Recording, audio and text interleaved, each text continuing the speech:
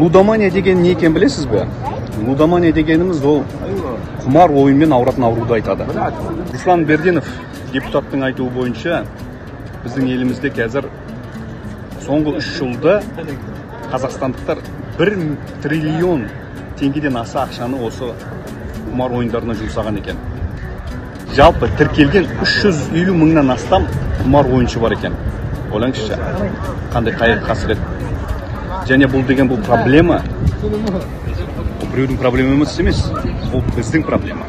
Өйткені 10 семьяның 7-еуі осы ойын құмарынан ажырасып жатыр. Әрбір осы ойыннан зардап шеккен адам орташа есеппен 10 миллион теңгеден астам ақшаны осы ойынға жұмсаған екен.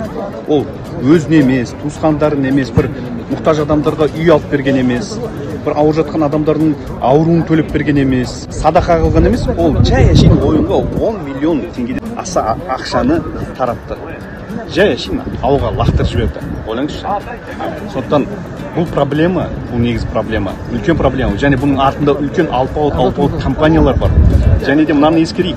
Білмеймін, біздің шенеуніктер, біздің жалпы ресми Қазақстан, Казспорт және спортты насихаттайтын каналдарда осындай Олимпиад, теннис KZ тағы басқа ойын, құмар ойындарды жарнамалар көп. Неге осыны біз мемлекеттік деңгейде оларды қолдап отырмыз? Керісінше оларды тоқтатуымыз керек. Сондықтан да құрметті шенеуніктер, осыған бір қарап көрсеңіздер, ал біз болсақ, құрметті ата-аналар, балаларымызға ие болайық. Мемлекетке бір жала жауып отыра бермеуіміз болмайды. Біз мемлекет тарапынан біз бұны сақтауымыз керек.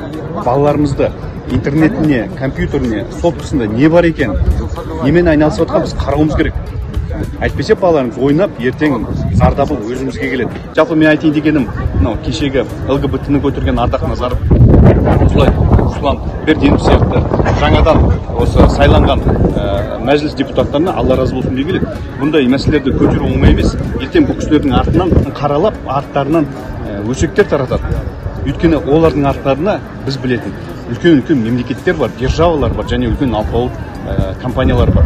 Өйткені бұл деген біздің қазақтың ұрпағына балта шабу деп есептеңіз. Біліп жүрейік ағайын. Әрқайсымыздың ойымызда болсын.